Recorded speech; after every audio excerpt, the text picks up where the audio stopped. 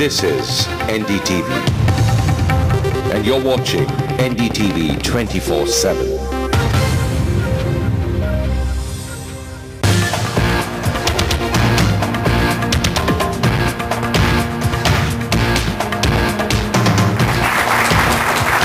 Hello and welcome to The Big Fight.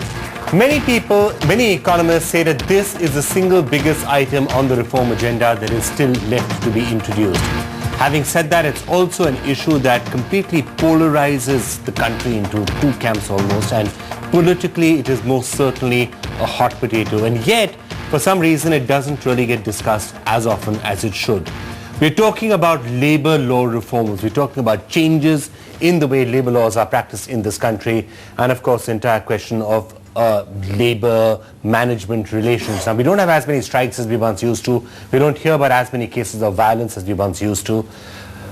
Far left violence is now associated more with the Naxalites than it is with militant trade unions. But this is a problem that we should not brush under the carpet. It could come back and raise its head very soon.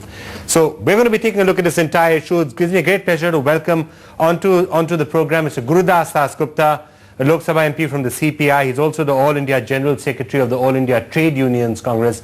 He's actually there in the ITAC office, not with us here in the studio, essentially because there is a strike taking place in Gurgaon right now, and he's got many of those workers there in his office as we speak. So Mr. Dasgupta, we're really glad you took some time out to join us on this program, and we'll allow you to get back to those striking workers very, very soon.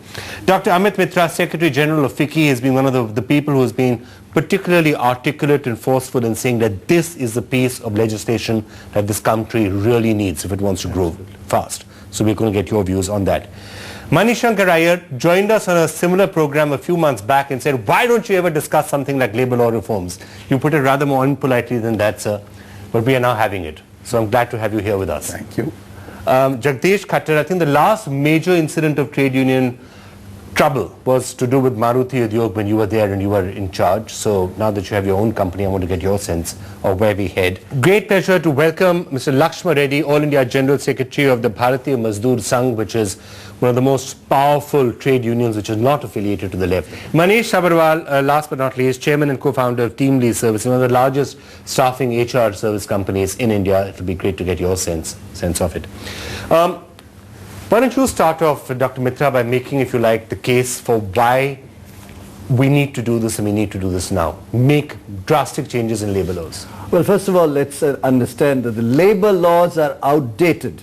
Believe it or not, the contract law was formed in 1970, and all laws were prior to that outdated. 200 labor laws, 150 at the state level, 50 at the central level. How can this country function? New definition of workman, where 3.5 lakh paying workman on in the airlines, pilot, is equated to a 3,500 rupees fellow who's also a workman. Needs a redefinition. No strike rule. You have to have a democratic right. Come and vote on a strike ballot. Multiple trade unions. Do you know that Nayaveli Lignite Corporation, a good public sector company, has 50 trade unions? Why is it that we only seem to talk about labor laws or labor relations or the rights of the workers when they actually do strike? Every time the pilots go on strike, everyone gets very exercised. When workers are on strike or they are shutting down factories, everyone gets very exercised. Are their rights looked after the rest of the time? I think the rights of workers to strike in an organized, disciplined ballot manner in a democracy cannot be avoided. It should be there. But the question is, you can't have wildcat strikes. Okay. You can't disengage the public from its own activity. You can't shut down factories, because at the end of the day, labor gains, employment gains, if there is economic growth of 9% a year, lot more people will employ it. Let's not forget also, 9 million young people join the labor force every year. Okay. Where would they get the jobs from? Okay, Manish Sabharwal. I think it's absurd to suggest that there is any direct correlation between high growth rates and high employment growth. The experience of India shows that when we were only growing at 4% per annum in our GDP, our employment growth rate was about 2% per annum. Now that we've doubled our GDP growth rates to about 8% per annum, our employment growth rates have been halved to 1% per annum. And when we talk about labor laws and the plethora of them, there may be some grounds for some amount of rationalization, but on a strict understanding that the purpose of labor laws is to protect labor. But when the capitalist class, and I'm deliberately using this class term, when the capitalist class decides that they wish to increase the size of their cake by saying that they will get more organized to make labor get less organized, that is when my hackles go up.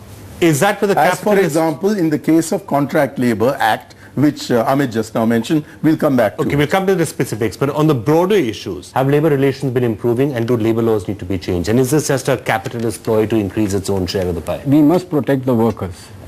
Even the management would like. But do we want to protect the workers? Today we are protecting the jobs. And in that process, new jobs are not being created. You have, I think it's mentioned about number of labor laws that you have in the center and in the states.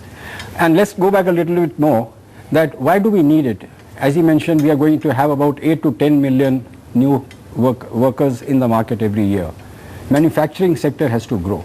If I can just ask you, sir, do you first of all agree with what he said that by and large workers are being better looked after now and management wants to look after its workers better? No. Is that the case or is that not the case anymore? No, sir, I don't agree, because in terms of number there may be huge labor laws, but what we witness, what we find in day-to-day affairs is they are more violated than implemented.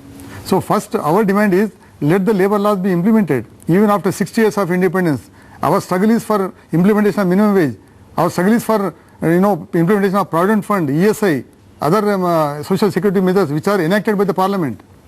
So our labor laws have not become an impediment for employment generation at all.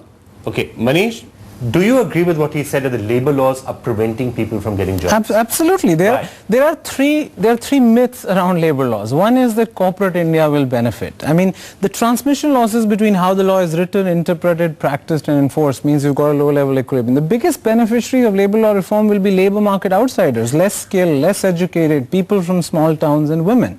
The second myth is that trade unions or left parties are pro-labor. They are pro-organized labor. That is 7% of India's labor force. 93% of India's labor force is in the unorganized sector, which does not have trade union membership or angle. And the third myth is that there are no costs. I disagree with Mani when he says employment elasticity since reforms began. As 93% of India, we are breeding unorganized employment because of our labor laws.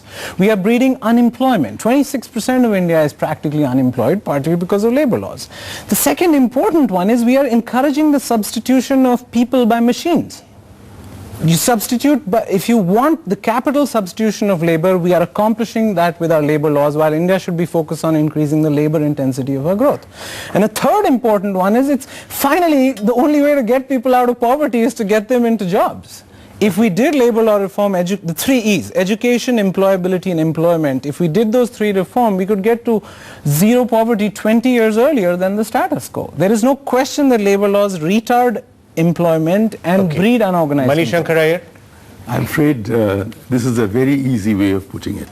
But it's a correct way. Maybe an easy way of putting it, but it's also a correct and an accurate way of putting it. It is an inaccurate way of putting it. What is and if you inaccurate give me about what he half a said? chance, I'll tell you why it's inaccurate.